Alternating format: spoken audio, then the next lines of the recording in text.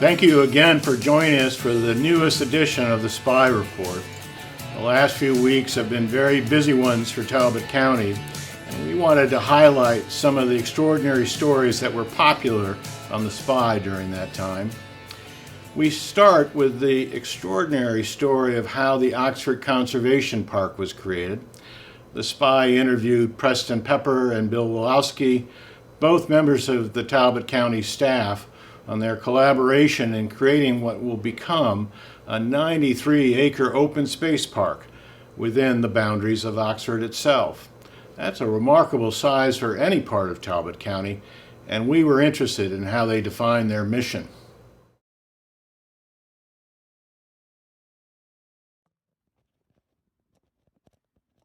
The whole process started, I guess, when we acquired the land in February of 2013. And another engineer from Public Works was working with Preston, Jesse Ferrens. He's retired, but he mentioned the park and all, and I had a $1.1 million grant from the Department of Natural Resources for Chesapeake Bay cleanup. You know, and I was working on a myriad of different projects throughout the county and the town of Easton, and looked at this as a potential site for water quality enhancement. Yeah. So that's how I got into play, and I had some money. So once we got the group together and we started meeting on a regular basis, we're kind of, as Oxford residents, trying to figure out maybe to fit some things that they don't have within the community.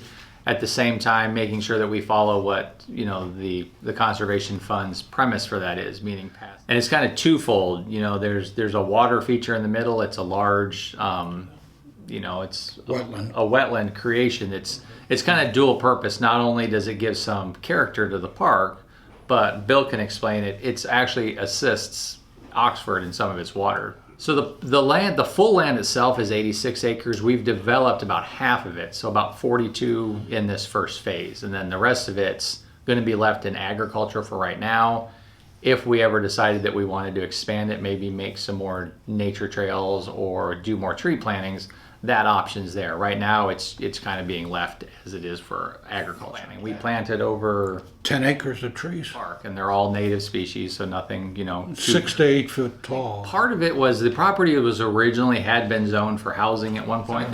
I think the community really wanted it to stay natural. They didn't want to necessarily see some of this development. So it worked well for them and it worked well for us to kind of marry those two things together and come up with a park with, some, almost a mile walking trail, some bird watching. We're working with the Easton High School in a project on pollinators, and it's going to be done in early May.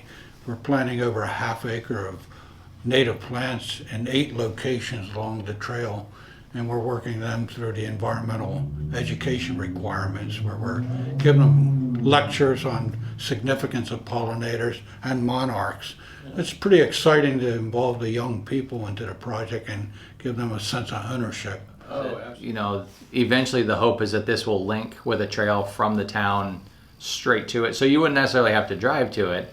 There'll be a trail that will go to the walking trail within the park. So residents of Oxford can walk or ride their bike, either one, straight from their house to the park without actually having to get in a car. Very often, this is kind of a once, in a career type thing, to actually be able to just come in and take a piece of land and kind of sculpt it to what you want. This isn't, something that comes along every day. And it's, now, yeah, you may get a neighborhood park here and there where you get to decide whether you're going to put a playground or something in, but nothing, nearly as, expansive as this. Everybody. And the dog. You in the red sweater. Here we go. Oxford Conservation Park on 3. 1, 2, 3. We continue with a wonderful highlight from the Tread Avon players before they started their recent play entitled Lend Me a Tenor last month. As many folks know, the Tread Avon Players has performed at the Oxford Community Center for over 3 decades, but many of the cast and crew come from all parts of the Midshore. We thought it would be fun to share our conversations with those who bring so much joy to our community. Well, this is a not necessarily down on their luck opera group, but it's kind of a not like the biggest maybe opera group, and they've gotten the opportunity for being able to host Tito Morelli in Otello. Oh, so And so they're all gearing up for this. Well, I play Tito Morelli. He's an Italian opera singer, and he's like the 1930s version of like a rock star. He comes in, and the women are fawning all over him, And through a group of mishaps that occur, Tito Morelli ends up passing out and not being able to perform. And, young Max ends up taking the place of Tito Morelli. And Max has had his own private inspirations and like goals almost to sing. Like he practices himself, and he's always wanted to be the star, but he's never got the chance, and he's always been too nervous to try. And then one day, some events unfold, and he gets his chance. We're laughing at every rehearsal. It's still we've had these scripts for 2 months now, and we're still cracking up laughing. every single rehearsal. that's a problem. We can't isn't get it? through a single one yet. he doesn't eat that well, so he gets very sick a lot, and that tends to kind of stop him from doing other things. His wife isn't the happiest with him of not being able to, it's a mixture of things that happen to him that he kind of partakes in, and somebody's got to step up. Max, he is the assistant to, I guess the best way to describe it would be an agent, and he works for the Grand Cleveland Opera Company, and they've got this star, Tito Morelli, coming in to perform, and they want to make it the best showing they can. They want to get all the publicity, everything you would want from that position. And it's an easy character to relate to for me personally, because for the first several years I did chorus, I was very nervous. I wouldn't try out for any solos. And then once I hit high school, eventually I was like, I'm going to do this. I finally got what I needed. And there was, that particular year in my chorus, there was no one else to step up for a solo. So I said, I'll step up. And I did, and I'm really glad I did it. Yeah. Last month, we also spent some quality time with Gunston School's headmaster, John Lewis. We were curious to talk to John about how educators prepare their students in a world that is increasingly filled with fake news, incivility, and alternative facts. I think many of our viewers will be very reassured by his comments. Beyond teaching students, the skills to excel in college and in the workplace, I think, we talk about sort of 4 major trends that students need to be prepared for in order to be successful in the world that they're entering. One is relates to technology. I think technology has changed everything. And I don't think there's any workplace, there's going to be any professional situation where students, not that they need to be technologists per se, but they need to be able to use technology as a learning tool, and understand the basics of coding and artificial intelligence and those kinds of things.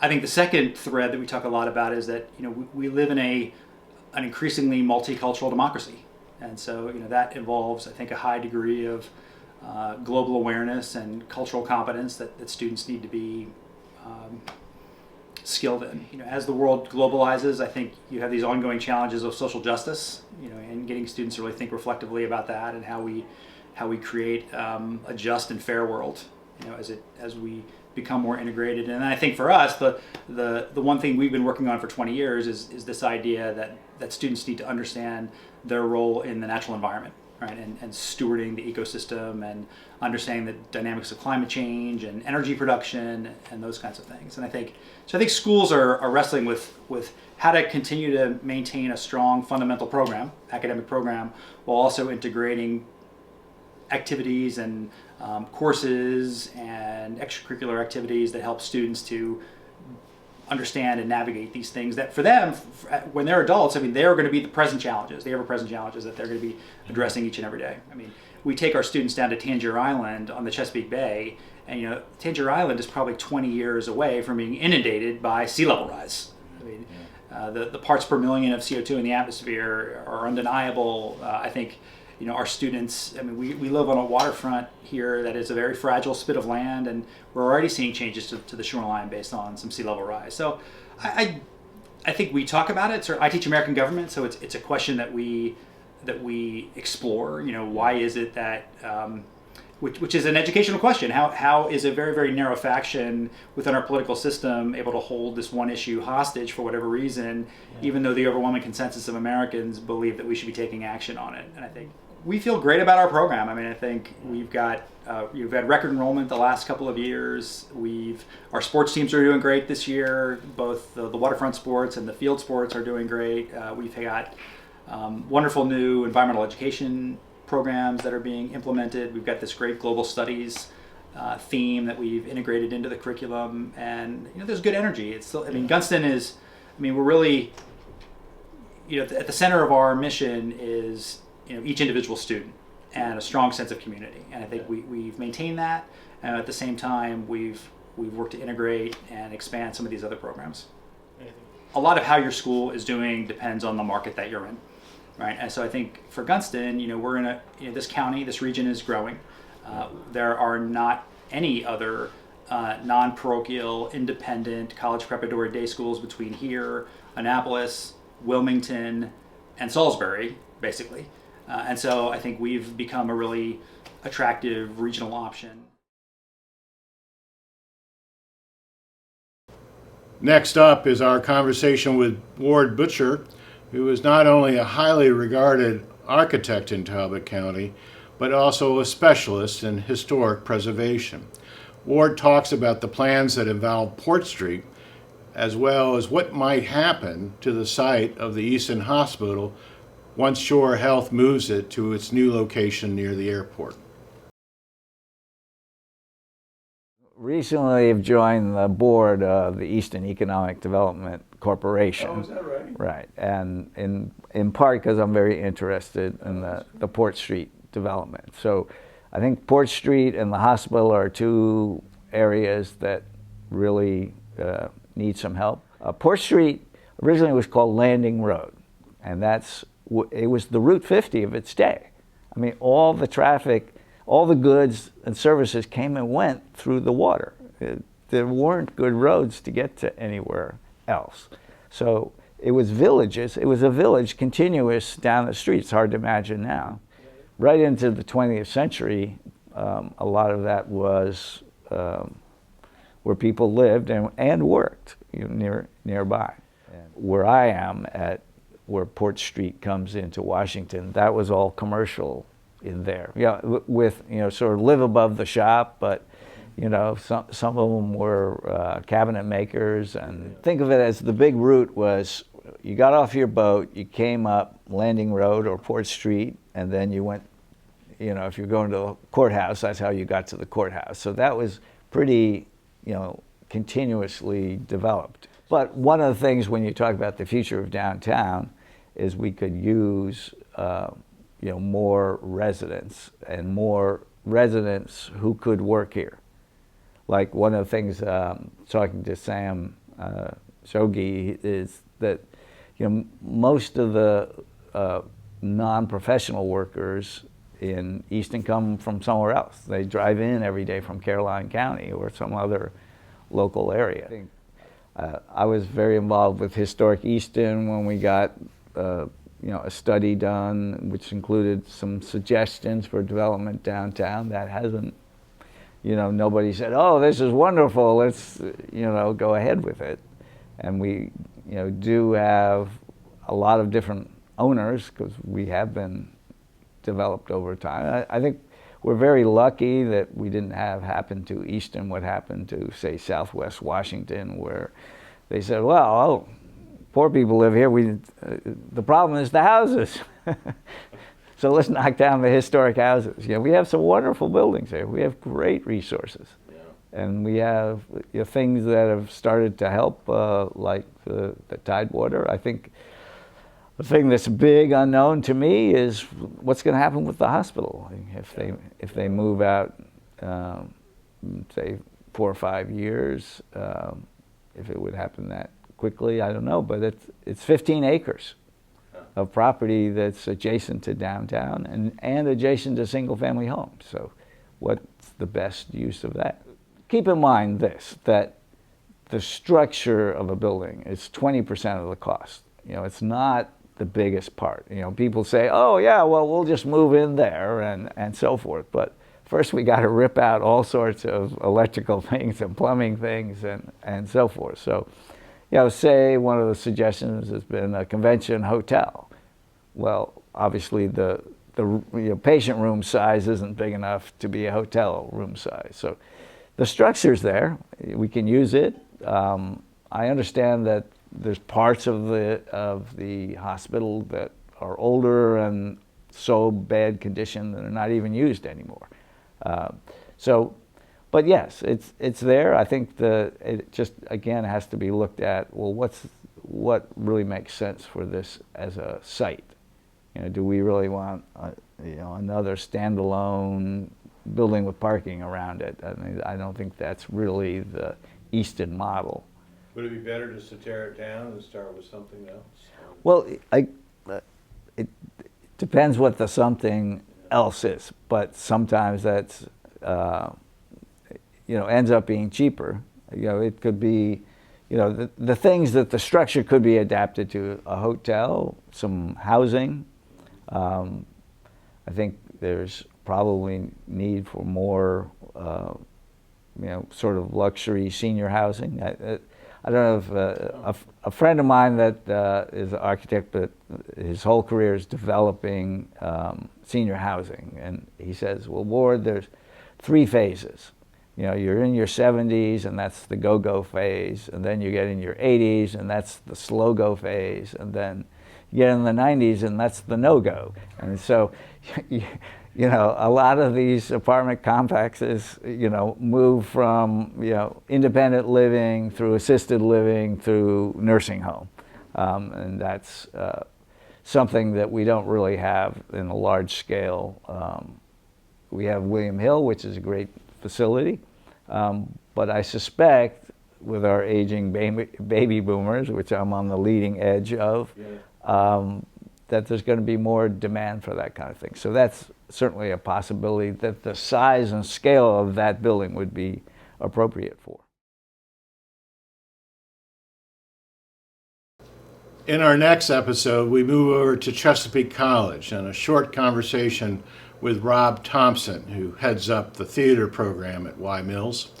Rob talks about how students at Chesapeake College can and have found careers in the arts, as well as sharing his own experience in finding a pathway in a profession that on the face of it seems like a hard field to find gainful employment.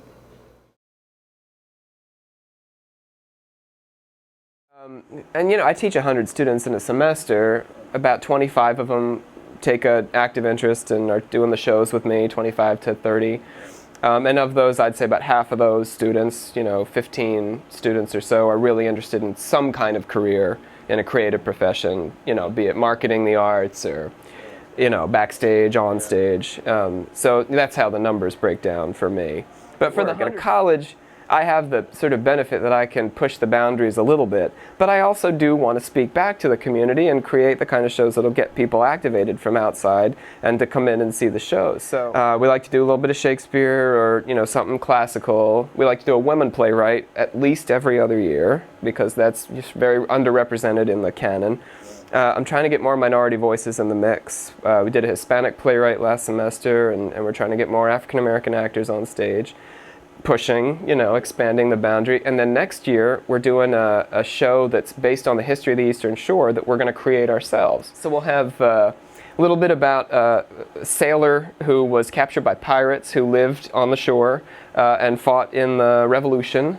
We're going to do some Harriet Tubman, some Frederick Douglass, a little bit of Gilbert Byron's life and his career as the sort of Thoreau of the Eastern Shore, and sort of go through the history of the shore from the Revolution to the present day. College was a different situation. I mean, it's changing all the time, but when I went, there was a significant amount of money for a person like me, working class kid, to go and pursue a degree. And my parents had very little to say about what I pursued. They figured it'll be fine. You get a bachelor's degree, you go out, you'll be fine. So they weren't questioning whether theater was which, more often people are saying, should you be going into that theater degree? And I say if you're here, yes. If you're at a big four-year school, it's not necessarily giving you any connections or adding any value for the 40 to 60,000 that you're going to have to lay out in loans. That's a different situation. But college just is so much more expensive now, which is making it harder and harder for artists to go through a training program that they can then graduate from into a career. First of all, for students who want to pursue this as a job, I think this college is a much more practical way to do that, because if you're going to be an artist right out of college, you don't want $100,000, $200,000 in student loan debt. I mean, just keeping up with the payments, you're not going to be able to make the $20,000, $30,000 a year that you're going to make starting your career. But, also I take a very practical, because they come from this place, right, and they're in this particular institution, I teach them to look for jobs in children's theater and education, tourism, living history. I mean, there's so many things that you can do with theater. People think, well, Broadway or, musicals or Shakespeare, and that is true. That's a big part of the market, but there's so much you can do with the degree. Yeah. And here you're really challenged to help your students think through. I'm challenged to help my students think through what those jobs might be for them. Yeah. I say, you've really got two ways to go. You're young, and there are plenty of people on Broadway who don't have four-year degrees. You can go out, take a gap year, see what happens, try to make it, whatever that means, or you can transfer on and get the rest of that four-year degree. I think the lesson is, no matter what, you're going to have to get that four-year degree eventually, because you're going to get to be 30, 35, 40 years old. You won't feel like touring on Disney cruise lines or, going to Bangkok with Beauty and the Beast. You don't want to have a life. So eventually the four-year degree is definitely a thing you got to get. But then there's so many ways you can make a normal, stable life in DC or in Baltimore as an artist. On stage, off stage, you name it. But you really have to think about it as a career, and you really have to be a jack of all trades. And I think what I tell my students is, if you can think of doing any other thing with your life, this is hard, so you got to want it so much that you can't think of doing any other thing. If you can think of another career, go off and do it. But if you have to be an artist, then you have to be an artist. It's a calling, and there you are. So for me, our last video clip highlights a fantastic photography exhibition at the Academy Art Museum. Photographer Todd Forsgren spent the last few years photographing and documenting rare birds that have been temporarily captured in the name of research by ornithologists throughout the world. The results are a stunning collection of the most beautiful birds in the world. These are shot alongside ornithologists working in the field.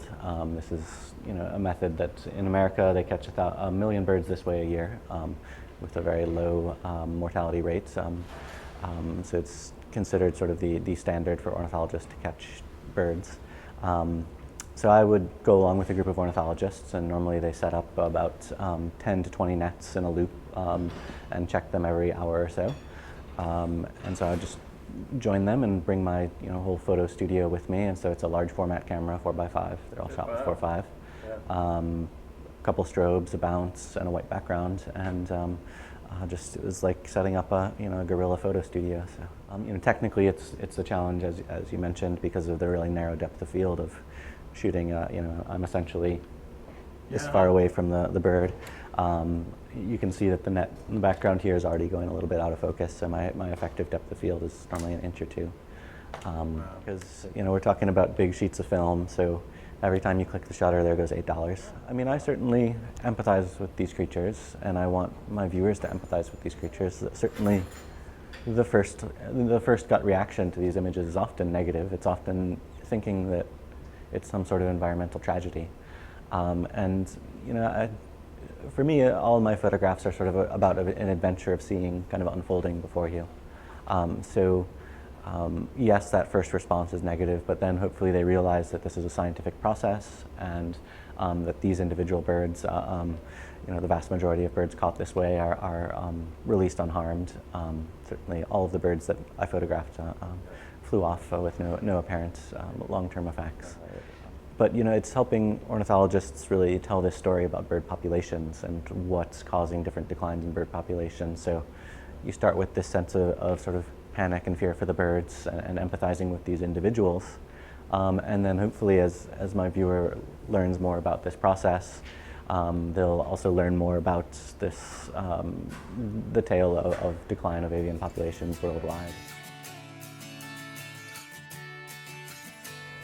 Thanks for watching the latest edition of the Spy Report. We'll be back next month.